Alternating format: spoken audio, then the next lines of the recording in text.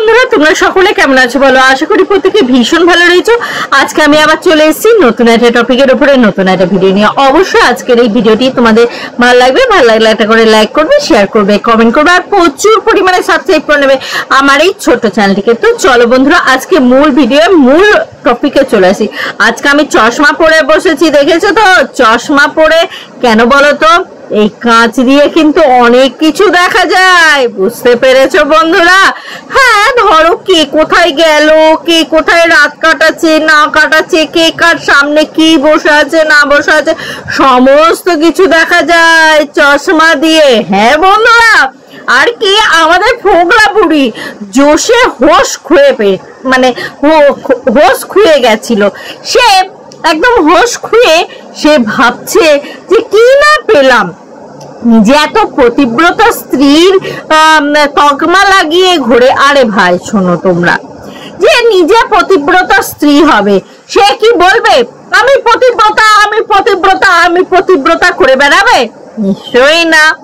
তুমি পতিব্রতা হলে তোমার কাছে তোমার জিনিসটা থাকবে, তাই না?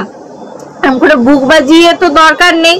তুমি যদি ভালো হও, আমি ভালো, আমি ভালো, আমি ভালো, আমার ভিতরে কত দয়া মায়া, আমি সবাইকে কত দয়া মায়া করি, এত বলারও দরকার নাই।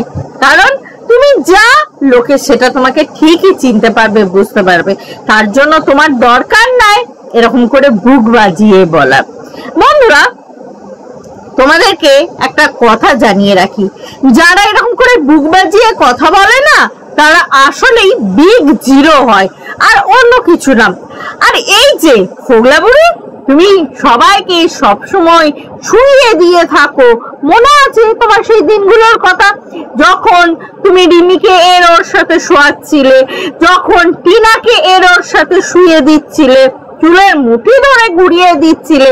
তা বলে কি নিজে তো একটা মানে বুড়ি থুত্তুরি, বুড়ি থুত্তুরি, মেয়েটাও তো আদ্দামনি মেয়ে।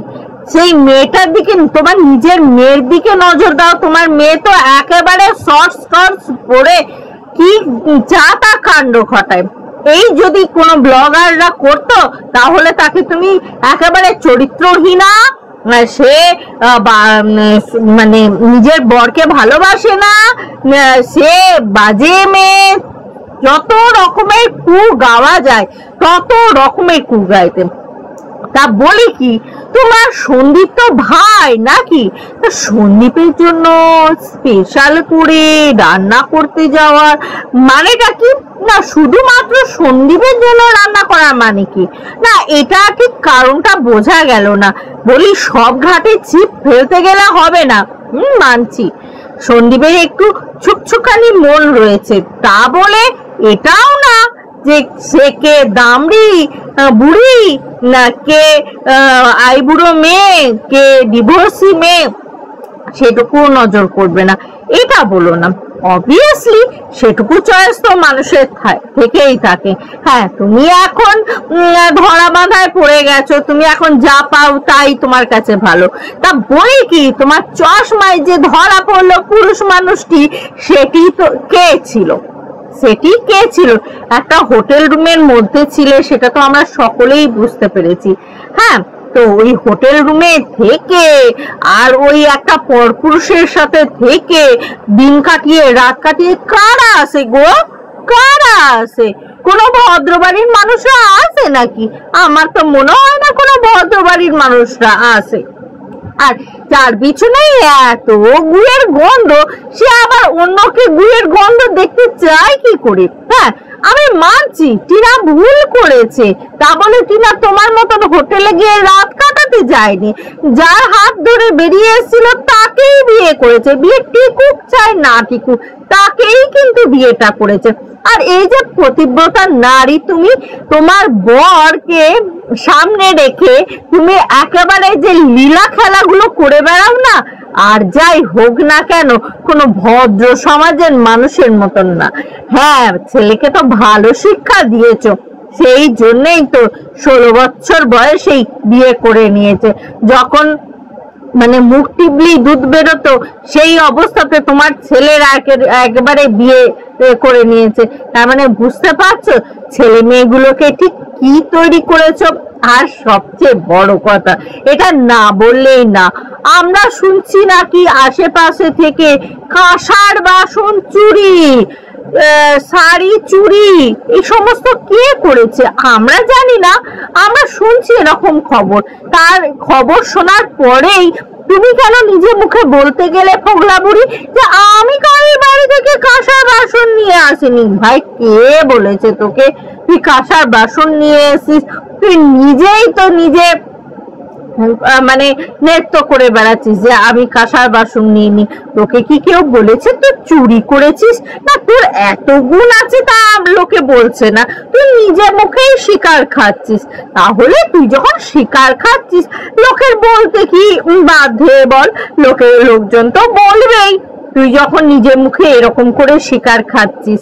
হ্যাঁ বন্ধুরা, একটা কথা জেনে রাখো, যার নিজের চরিত্রের দোষ আছে না, তার অন্য কারোর চরিত্রের দিকে হাত তোলার উচিতই নয়।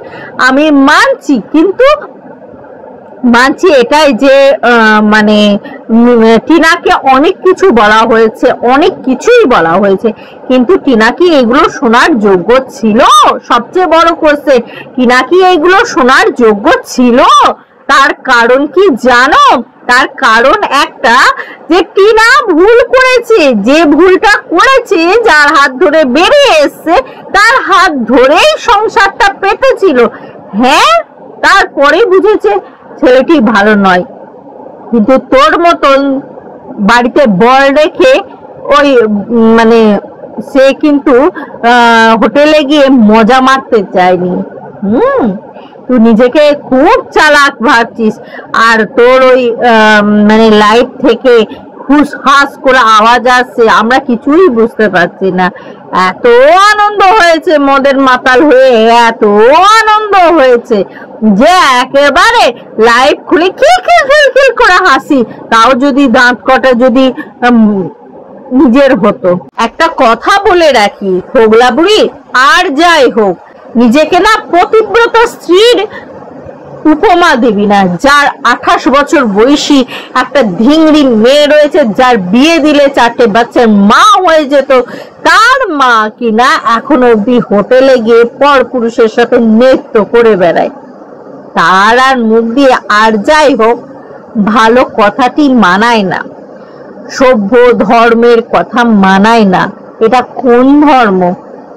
বাড়িতে মানে স্বামী থাকতে এরকম, এটা কি ধর্ম? কোন ধর্ম? সত্যি ভাবতে অবাক লাগে। মানুষ খারাপ জায়গা থেকে উঠে আসে, তা বলে সেই খারাপটাকে বহন করাটা কিন্তু মানুষের উচিত না। সময়ের সাথে সাথে সবকিছু পরিবর্তন করতে হয়।